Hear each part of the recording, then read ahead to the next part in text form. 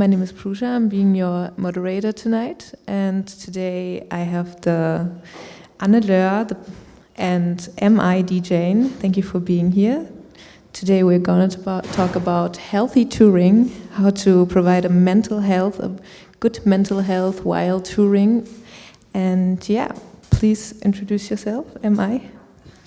Yeah, hi, thanks. So my name is Sharissa in real life.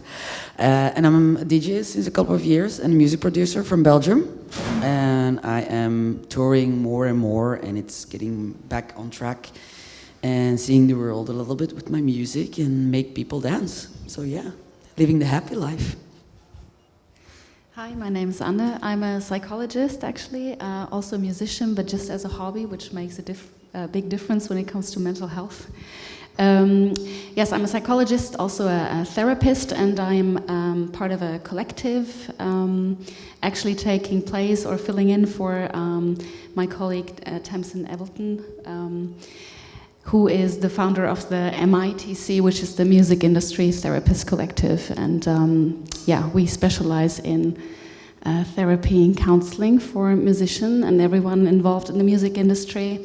And I will be also promoting a book that just came out from the MITC, which has a lot of information on the mental health on tour. So thanks for the invitation. Thank you. So maybe Carissa, you can talk about how is your experience in touring and how it affected your mental health as a DJ?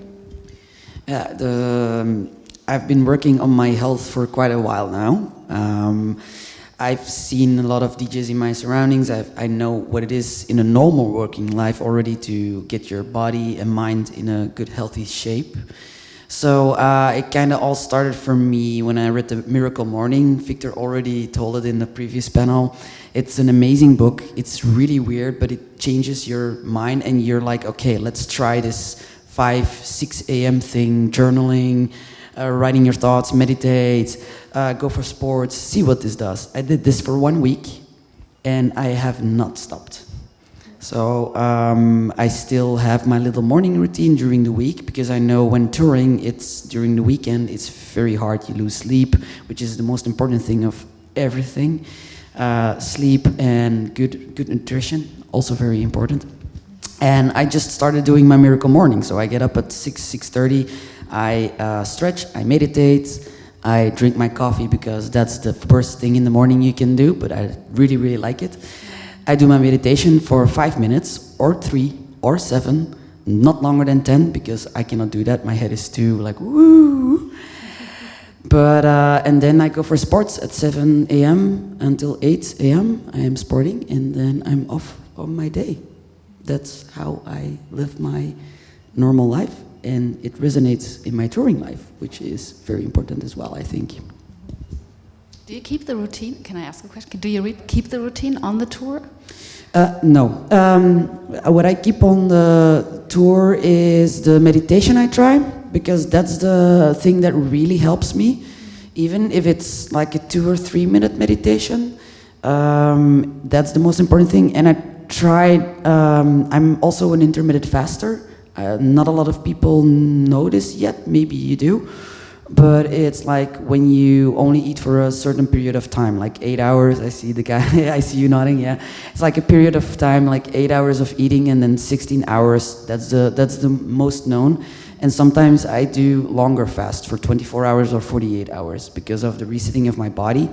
And sometimes it happens that I'm doing a DJ set when I'm fasting, and I keep on doing the fasting. So when I stop eating at 7 or 8, I don't fast, I don't do any sodas during my set.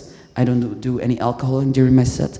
And I see that I sleep a couple of hours before I go do my set, and then again after my set. So that's the 2 things that I keep from my routine during the touring. Yes. Perfect. So you are the perfect idol for being healthy and really, really good. And how is it, so the artists who have not such a healthy, like you, mental health, come to you and try to get help, and what kind of help do they want, and with which problems they come? Actually, I think all problems you can think about. So sometimes I talk with artists about their partnership problems. Sometimes I talk with artists about anxieties. Depression, I would say, is mostly what keeps people coming. Burnout with artists, sometimes it's more of people in the music industry. But yeah, usually when people come, of course, they noticed changes in their life and that they're not feeling well.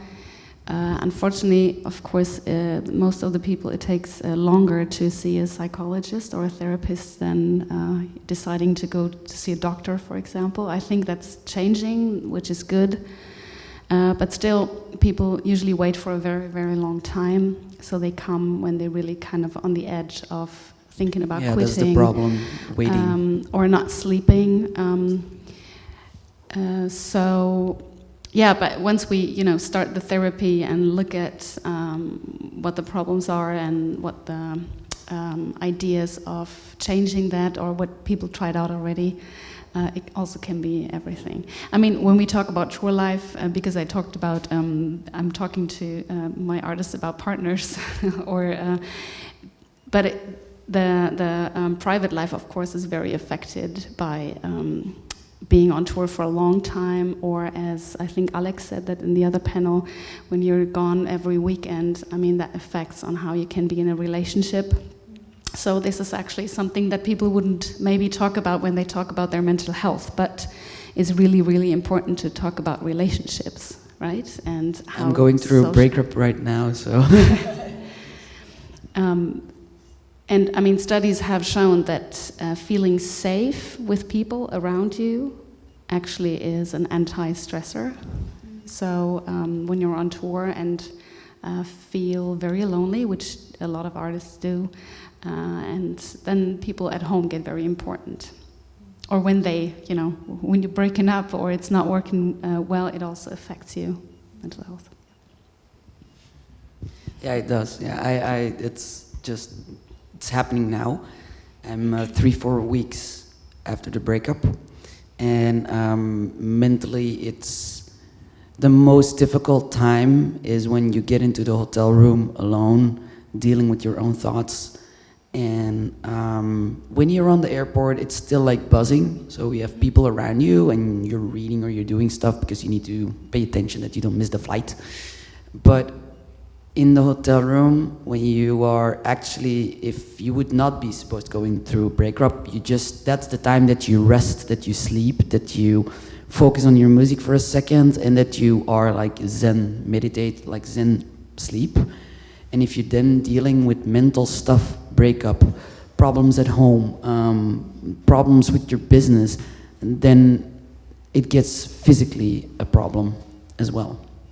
I think it's very important to mention that usually when it gets quiet, I mean, you can hear your thoughts, you're not distracted, so that can be in the hotel room, that can be after a tour. I mean, we're talking about the after-tour blues, in German it's das Tourloch, which is usually also not addressed, especially not by the team. It's more like, okay, we're done now, and then everyone goes wherever they go, and then people feel really, really lonely.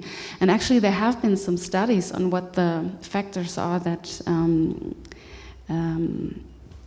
pressure your mental health as a musician, and one of it is loneliness.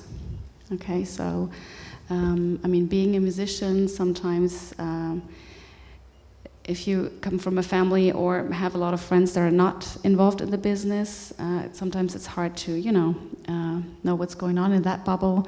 Then you have these really weird working times, like usually on the weekends, at nights. This is when everybody else gets social after work, so you can't... Holidays. So you get very disconnected with people that are not doing the job or not involved in what you're doing. And then at the same time, the people you are involved with now are usually not just friends, but also business partners. So when it comes to mental health problems, for example, still, of course, people hold back because do I want to talk to my management about my depression?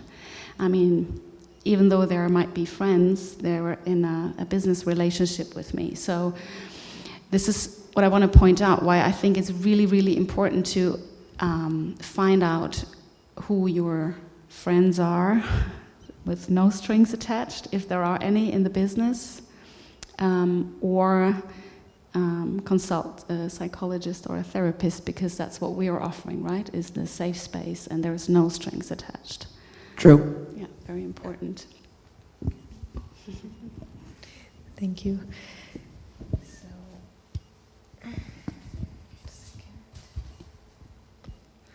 And what do you both think the fitness is also important? Maybe you have you told about your routine. Maybe you talk a bit more about it? Yeah, to give you an example, I wear Whoop. I don't know if you know, it's kind of like a Fitbit, but it's not a watch. But it's super detailed. It's more focused on people that do CrossFit and like strength trainings and like high intensity trainings. And I started using this thing 3 years ago, and it also monitors your sleep. But these guys have been working with government, and they're very, very, very detailed. So I can see my REM, I can see my deep sleep. REM is for the cognitive sleep, and the REM and the deep sleep is for your body. And it also calculates your heart rate and your heart rate variable and how many calories that you burn, and you can adjust it to what kind of thing you were doing. Was I doing manual labor? Was I doing strength training? Was I jumping around? What was I doing? So during my sets, I record what I'm doing. And by the end of the set, to give you an idea, for a 2-hour set, I burn around roughly 800 calories. That's really a lot. By the end of the day, if I have turned a set, my normal day calorie routine is 3,000 calories. That's really a lot for even a woman. And you need to really be fit to do that, because you can literally have a heart attack if you're smoking, if you're drinking, if you're not eating well. It's the whole thing. It's not only about the mental health. It's like getting on the plane, no sleep. If you start drinking, if you start smoking, if you start using other things, it's very difficult to keep that up. And already Alex and Victor already told that if you are not like very focused on how you do this, you're not gonna make it. It's not possible. So for me, the fitness, yes, I do it every morning. I go to the gym 4 or 5 times a week to just have a fit body. And I have weekends that I don't drink at all, sometimes periods that I don't drink at all. I don't have any problem with feeling a pressure of not drinking. I don't mind. I sometimes compare the touring to like being an athlete, but you're not running just one day and then it's the Olympics and then you have a whole year to train, or 4 years, but you're doing it actually for, I don't know, 2 months, 3 months. This I think is kind of weird, that because it actually is kind of like a sport, right? You, when you go on stage, as you said, you burn a lot of calories. It's a performance on the spot, and it's actually a lot harder because of the sleep rhythms and everything. Usually you have bad catering, then you have alcohol, you have other drugs. I mean, the places where you are is really loud, right? Usually the air is quite bad.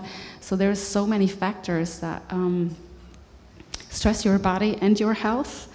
And I think it's so necessary to start thinking about the whole touring as something like you have to prepare for. It's not a thing that you intuitively just throw yourself into. Maybe you do that once or twice, right? Because it should be fun. But I think it's, I would say artists are responsible, yes, but also if you have a management or touring management, I think it's the responsibility of those people to keep in mind that this is actually something super stressful. Yeah, so developing routines and doing something for your body, getting fit. I mean, if you jump around the stage for 2 hours, I mean, there's a lot of sport, jumping, right? There's a lot of jumping. At least with me. yeah, so this would be an advice when it comes to sports, but also nutrition. Yeah, what do you eat? When do you eat? How can you sleep? How can you, even if the circumstances are quite difficult sometimes, of course, but be prepared to, adjust them just the way that it's the most you can get out of it, I would say. Yeah, true. That's the one thing that I started doing, because what I did was I partied for 3-4 years, but like hardcore partying, like going out for 3-4 days, go to work, leave my work early, go back, and did not sleep. It was a whole cycle. I learned a lot of people. My networking was top notch, but my body was horrible. If you see pictures from that time, it's like 5 years ago, 6 years ago, my face was pale. It was like this. I was skinnier than I am now, but I felt worse.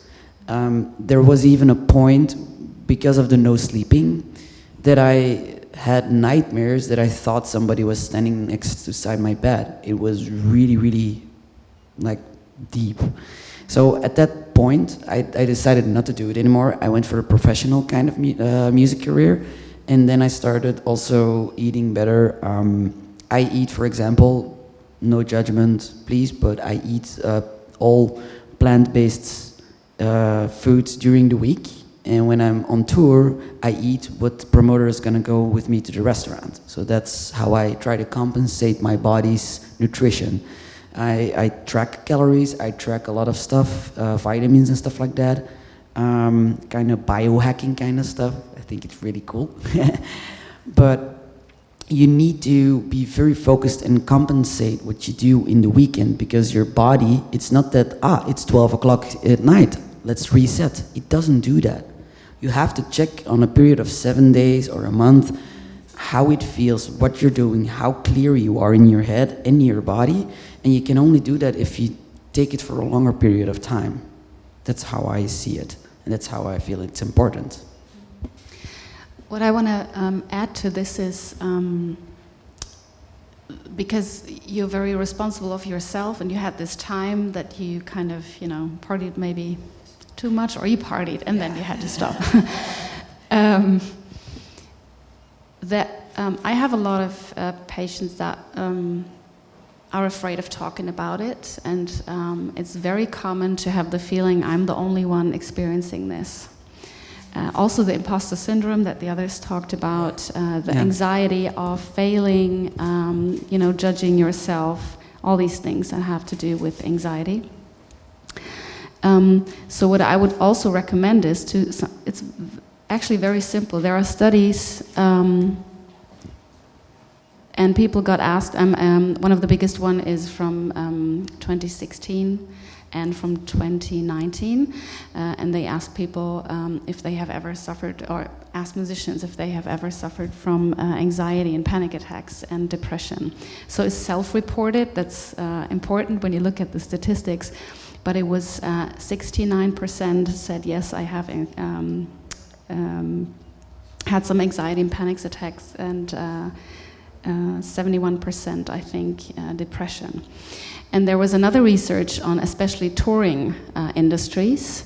That was actually, they started the study right before the pandemic hit, so they were kind of lucky to have a little bit of that. Good way to start. And they used a lot more so-called clinical scores, so it's a lot more detailed on what you ask, because, I mean, if I ask you, whoever suffered from anxiety, you have a different idea on what's anxiety than maybe you're a psychotherapist, so you get the diagnosis.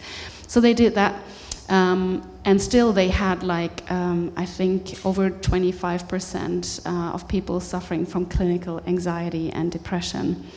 And also they had, I think, 27% of people having suicide ideations. Wow. Meaning that That's people are thinking about taking their lives, or sometimes, escaping.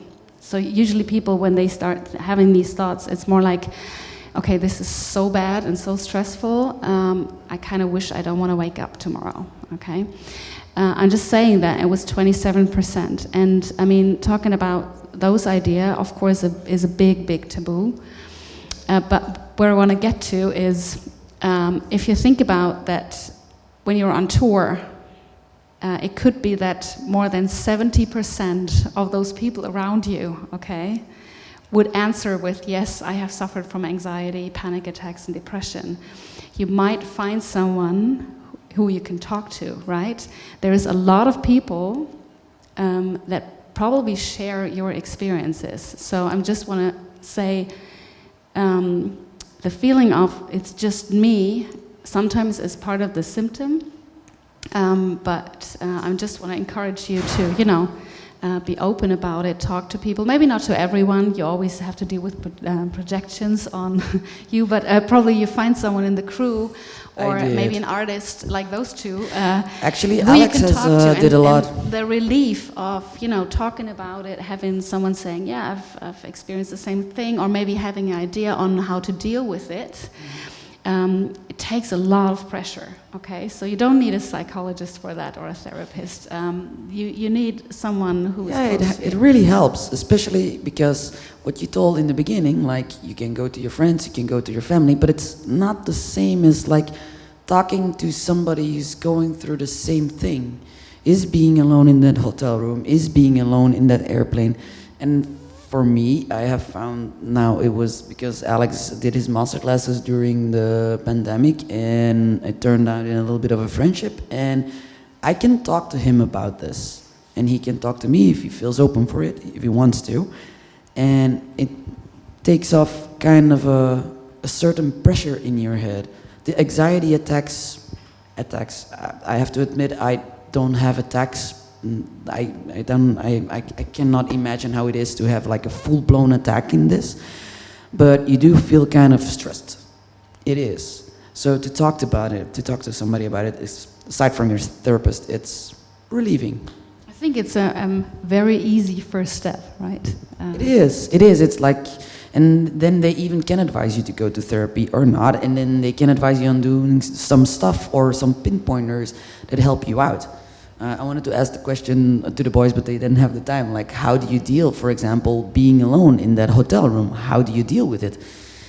And I think a couple of things that I do is like, I try to meditate a little bit, or take a book that I really enjoy, or even play a little video game, or be with my music. Just have some fun stuff, like that gets your dopamine going, And it helps a lot. That really helps a lot. Don't do too much. The dopamine. Don't do too much. Dopamine is very much connected to what is it? Addiction. Addiction. So yeah, I know. Take a little bit of it, and then leave it alone. It is, but the best dopamine for me, or the serotonin is for me, is the crowd anyway. So it's the connection. It too, yeah. We all love it. So for me, that's the most important thing. That's why you keep doing it. Ask any DJ that's on the road, why do they keep doing this on this level? It's not because of the money. Nobody does it for the money. It's good to get the money. You have to get to a certain point to live from it. But the main thing that I keep doing it is because of the funny guy in front of my crowd that goes over my booth, is super happy that he can forget the stuff that he did today and just have a nice time. And he's bringing his friend along, and they're like doing a group, and they're dancing together. And that's the most important thing. And that's why we keep doing it, for me. Helps a lot to think about this when you suffer from anxiety and performance anxiety. Well, there's a lot of things you can do, but one thing is to make sure you know your mission. Why am I on stage? What am I here for? I use that too, right? I'm sitting on the panel, I'm not a native English speaker, so I'm saying, well, why am I here? Because I want to talk about the book and what I'm doing, and if I'm not knowing a word, that's fine, right? Talk about the book. What is the book? Because I've been seeing this like... So know your mission, just saying, when you suffer from performance. Yeah. Do you want me to talk about the book? I can do that. Yes, please. I'm usually not promoting, but... But today you are. No, I think it's very special. Actually, I joined the MITC just a few months ago. I have been doing my work in Germany for the Mental Health and Music Association. Maybe you heard of it. Those guys are more international, which is super nice because, of course, well, not all German bands tour internationally, but usually music is something global. So I think it's really nice to have a connection to, you know, people in the US and Spain and UK. So they brought out this book, and it actually it covers every topic that you can think of when it comes to touring and mental health. So there is chapters on group dynamics, sexual relations, porn addiction, eating disorders, of course, anxiety, depression, so kind of the standards, I would say. It's something on breath work, it's on nutrition, it's on sleep. And it's really made for, I mean, everyone who is in the touring industry, so you don't have to be an expert. It's in English, actually, yeah. I just want to recommend that. I mean, it's a big book. We're working on maybe doing an app or an audiobook, but for now I think it's really important, especially when you think, okay, I want to have some advice, because there is some exercises in there too, and maybe I don't have the money, or I don't feel as bad that I should consult a psychologist, so I'm really recommending looking Where at can I buy it? Yeah, no, seriously, where can I buy it? Does nobody want to know? Yeah. It's called Touring and Mental Health. And you can find it on Amazon? Yes, I don't want to promote them. So you can go on touringmanual.com, or it's actually Music Industry Therapists, and they have it on the website as well. Yeah, it feels really strange to be the promoting person. That's good. But it's super cool. And I mean, the topic of mental health in the music industry, I mean, I started working in the industry a lot of years ago, so I knew that it's a big topic, but actually the pandemic, of course, you know, made it quite visible, which is, I think, one positive thing that came out of that time. But the field of having experts, especially for people in the business, is getting bigger and bigger, but I think it's not big enough. So I think it's really nice to have all these organizations focusing on the special needs on tour, for example. Right. Yeah, I had Alex posted like a story like 2 days ago about a guy that really said like, okay, it's a business, and okay, you have to treat it like a business money-wise and financially. But the difficult part of it is the touring and being alone. And there's a difference on being alone and working in solitude. In solitude, you work on yourself, I think. And in loneliness, you find the dark spaces of your head, of your physical health. And I think these kind of things, books, therapists are not enough enlightened in the scene. Because still at a high level, people who know this for years still tour in an unhealthy way. And I think it really needs to stop. It really needs to stop. The world needs to get a clear mind, especially those who are beginning music production, DJing, and you think you want to turn this hobby into a job. Like, really be aware of what it is. It's an obsession, and you really need to know what you're doing.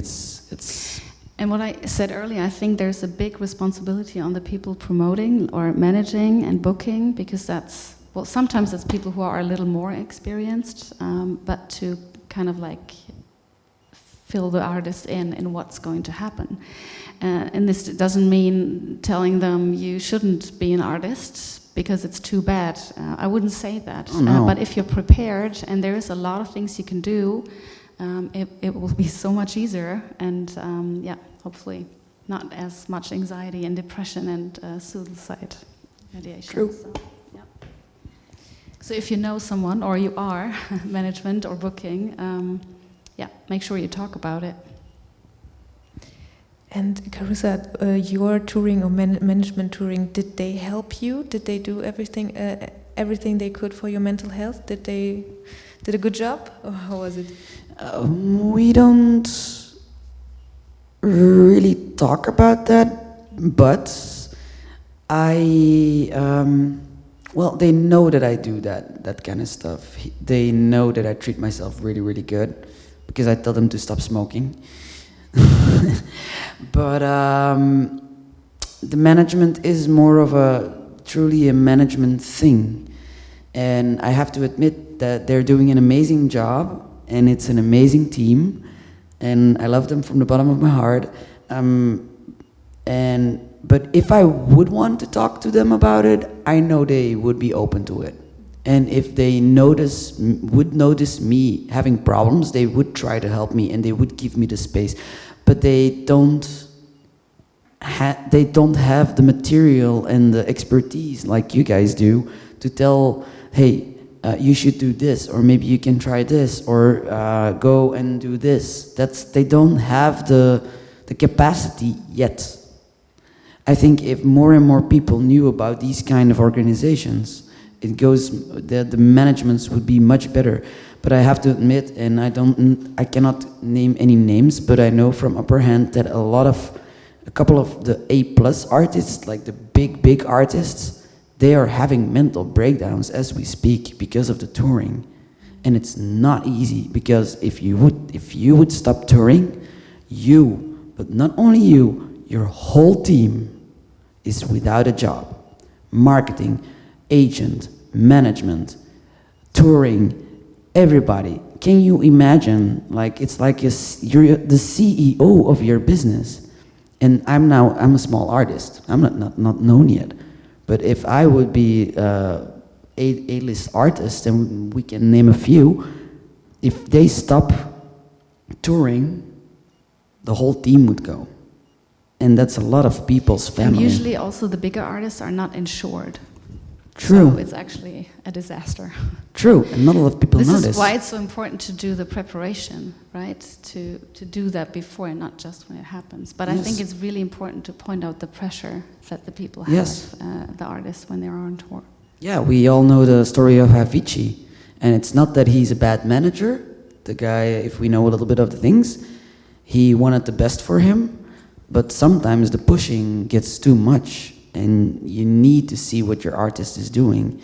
And we need to bring this more and more to the scene, because it's so important. If your artist tells that he doesn't want to tour anymore, that he needs a break, give him the break with the right tools.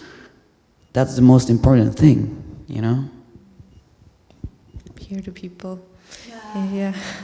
Not that the managers are bad, eh? We love them. Eh? No, I think and a manager doesn't have to be a psychologist. I mean, there are in a way often, right? They're very close. But I think what they have to know is where to send the artist, or where to call, right? Or what to read, or be informed of. I think that's the responsibility. You don't have to do an extra training, right?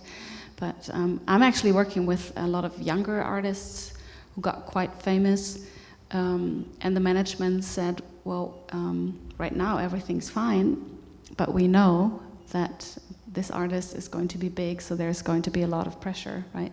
So they installed me as a psychologist right away. Oh, that's so really we're not good. doing weekly sessions, because it's not something like serious, but what they're establishing is that the artist, every few weeks, or sometimes a little more intense, and then not so much, not so intense, but constantly has me as a person to talk to in this safe space, right? Knowing that the management actually is fine with that. And I think that's a really, really nice constellation. That's really good. I didn't know that. Yeah. That's really, really good. Yeah, that every booking agency should have that, or management of psychologists with them, or even just a guideline or something like I don't know what's in English, but Weiterbildung. Like an extra education? Yeah, just for mental health, to keep the artist in a good mental position. In a backup plan indeed, if the artist needs to stop and work on his health for a while. Like a lot of them did in the thing, and that not everybody is like without a job, just see that there's a buffer, and then there's the mental health part. I think that's really important, especially on top. Really? You have to leave. I don't know, what time is it? It's a quarter to. Sorry? It's a 7:45. 7:45, okay, I have to leave, guys. Yeah. I'm so sorry. It was nice, thank you so much, all right? Nice. Yeah, thank you very much. I don't know if we open up, I mean, you're not very many, but if you have any questions. Do you have any questions?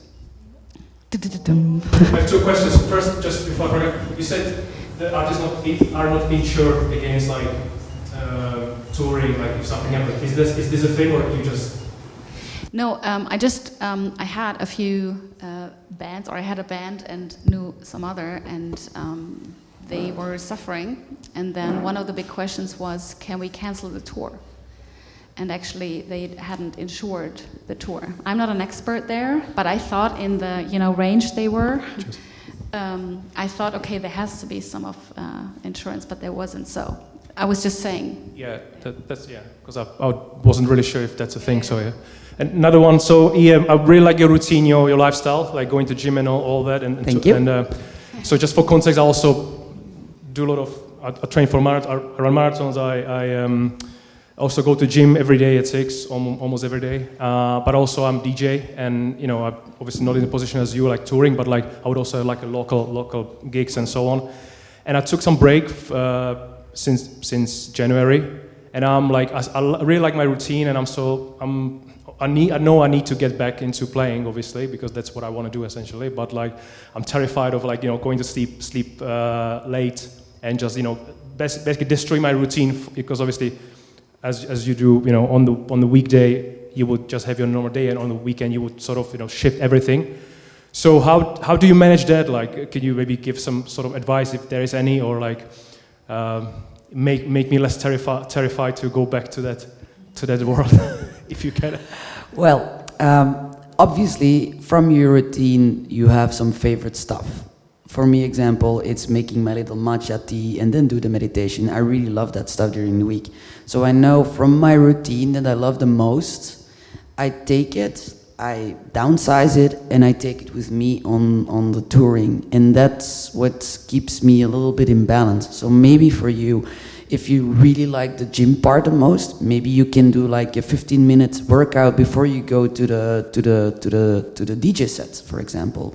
Or when you go onto the plane, like if you like the sleeping part most, I love the sleeping as well, try to do small naps, stuff like that. Like take a small part like that you like the most and take it in your routine, and it's gonna be less stressful for yourself. That's what I would advise. How would you manage like the sleeping part? Because obviously you go to, I guess you go sleep quite early on the weekday, and then on the weekend you go to sleep very, very late. So how does it shift back again normally, or do you struggle to, fall asleep on Sunday? You know what I mean? Like, does it make sense? Yes, yeah, I understand what you do. So I train myself to go to bed very early. I go to bed at 9:30 during the week. So I know when I do the festival season, I am awake by day, so there's no problem. And when it's club season, I know I can go to bed early, sleep for 3-4 hours. Or 5, do my gig, and go back to sleep a little bit before that I get on the plane. And in a total, I got 6 or 7 hours of sleep, which in the end is really good. So I really train myself, and also I don't do late night dinners. I sometimes that's not good for the promoter, but I try to go for a drink with the promoter rather than eat myself full, go to bed, because then you cannot sleep. Your body needs to be at least 2 hours without food to have a good night's sleep. That's something I would advise. That also helps with the anxiety. Nice one. Thank you. Amazing. You're welcome. I don't want to keep you from leaving, but one quick question. I always imagined I did playing as a hobby. I have a friend who's a DJ, and I imagine that every gig is kind of like an ecstasy, even without taking it, like it is ecstasy. So can you imagine when the day is coming you stop doing it, like in your life, like how you will deal with it?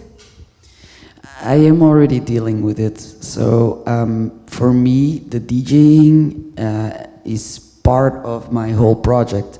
My MI is only one way that I'm doing. I also have an own music studio where I have my customers and clients. I also have side projects, and those side projects are gonna go and grow, and when I'm 50, those are gonna be the ones that will have my passive or active income. So I'm already, the DJing, I am pretty sure I'm gonna get to an A-list artist. That's one of the goals. I'm enjoying the process of it because that's the most important, and Victor told it as well. For me, it's very important that I enjoy the process, and I'm really loving it. I love that I'm here. I love that I played in the clubs. But I also love being with my clients in the studio, helping somebody out with their music. I'm doing other projects as well, and I'm gonna do a lot of more projects, and that's what is gonna keep me after the DJing. When I feel that I'm on my top and I go out with a bang, maybe I decide that then I'm gonna leave, and then I'm gonna do some goodwill projects combined with music that will give me my passive income. Thank you. And another one, your fitness tracker, what was the name again? Whoop, so it's W-H-O-O-P. This is the promotion panel. So yeah, it's really good. It's really amazing. It saved practically my life. Thank you. All right, guys? Anybody else? No. All right, thank you so much. Have fun, guys. Thank you. Yes, okay, bye-bye. For this inspiring talk.